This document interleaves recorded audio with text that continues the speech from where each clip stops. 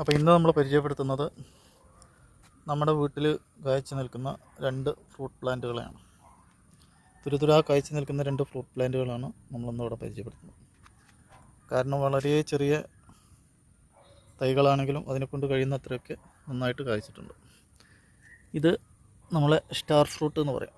മധുരമുള്ളതാണ്, നല്ല മധുരമുള്ളതാണ്, നല്ല ആരോഗ്യമുള്ള ഫ്രൂട്ടാണ്. അപ്പോൾ ഇത് പഴുത്ത് കഴിഞ്ഞാൽ യെല്ലോ കളറായിട്ട് വരും, നല്ല മഞ്ഞ കളറുണ്ടാവും. ഇതിൻ്റെ പൂക്കളൊക്കെ കാണാൻ അതിമനോഹരമായിട്ടുള്ള പൂക്കളാണ്, തുരുതുരാ പൂക്കളുണ്ട്. പക്ഷേ മരം വളരെ ചെറുതാണ്. നമ്മളിതിനെ ചട്ടിയിലൊക്കെ ഒന്നും ആക്കിയിട്ടില്ല, അപ്പോഴേക്കും അത് കായ പിടിച്ച് പൂവിട്ട്. അപ്പോൾ ഇനിയിപ്പോൾ ഈ കായൊക്കെ പഴുത്ത് അറുത്തതിൻ്റെ ശേഷം നമുക്ക് ചട്ടിയിലേക്ക് ആക്കാം എന്നുള്ള രീതിയിലാണ്.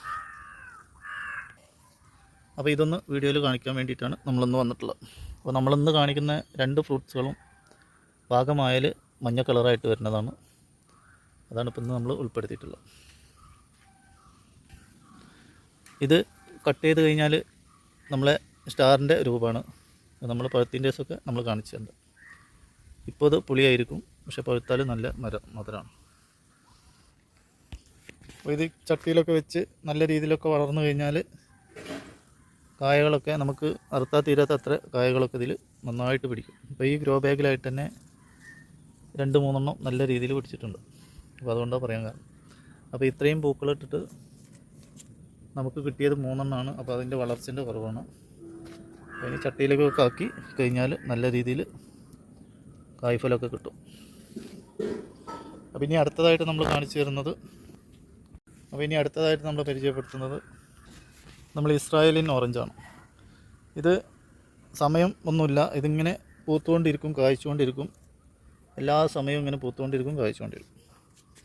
അത് ചെറിയ കായകളുണ്ടാവും, മൂത്ത കായകളുണ്ടാവും. അതുകൊണ്ടില്ലേ ചെറുത്, അതിൻ്റെ ചെറുത്, അതിൻ്റെ വലുത്, മൂപ്പെത്തിയത്, അങ്ങനെയുള്ള സീസണൊന്നുമില്ല. ഏത് സീസണിലും നമുക്കിങ്ങനെ കായ തന്നുകൊണ്ടിരിക്കും. അപ്പോൾ ഇതിൻ്റെ പ്രത്യേകത എന്ന് പറഞ്ഞാൽ ഇത് മൂത്ത് കഴിഞ്ഞാൽ നമുക്കിത് തൊലിയോടെ കഴിക്കുക എന്നുള്ളതാണ്. നല്ല ഓറഞ്ചിൻ്റെ പോലുള്ള അതിൻ്റെ വാസന, അതിൻ്റെ ടേസ്റ്റൊക്കെയാണ്. എന്നാലും തോടോട് കൂടി കഴിക്കാൻ പറ്റുന്നൊരു ഓറഞ്ച് വർഗ്ഗത്തിൽപ്പെട്ട ഒന്നാണ് ഇത്. അപ്പോൾ ഇതാണ് ഇസ്രായേലിൻ ഓറഞ്ച് എന്ന് പറയും.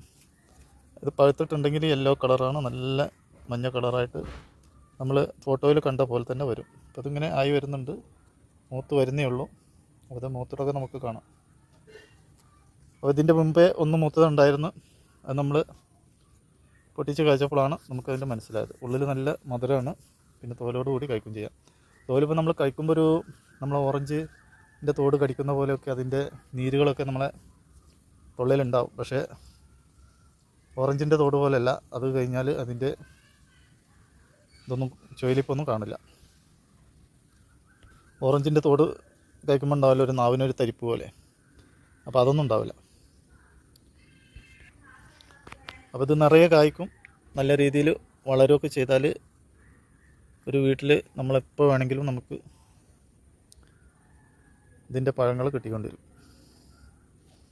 കുട്ടികൾക്കും നമുക്കൊക്കെ എല്ലാ യഥാർത്ഥം കഴിക്കാൻ പറ്റുന്നതാണ്.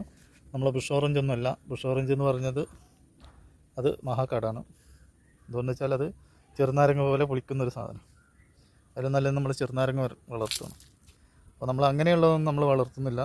നമ്മൾ ഇങ്ങനെയുള്ളതാണ് വളർത്തുന്നതും ആർക്കെങ്കിലും ആവശ്യമുണ്ടെങ്കിൽ കൊടുക്കുന്നതൊക്കെ. കിട്ടുന്നവർക്ക് ഉപകാരപ്പെടണം എന്നുള്ള രീതിയിലാണ് നമ്മൾ വളർത്തുന്നത്, നമ്മൾ ഉണ്ടാക്കുന്നത് നമുക്ക് ഉപകാരപ്പെടണം. അപ്പോൾ ഇതിൻ്റെ ലെയറിങ്ങൊക്കെ നടത്തിയിട്ടുണ്ട്. വേര് പിടിച്ചാലൊക്കെ നമ്മൾ സെയിലൊക്കെ ഉണ്ടാവും.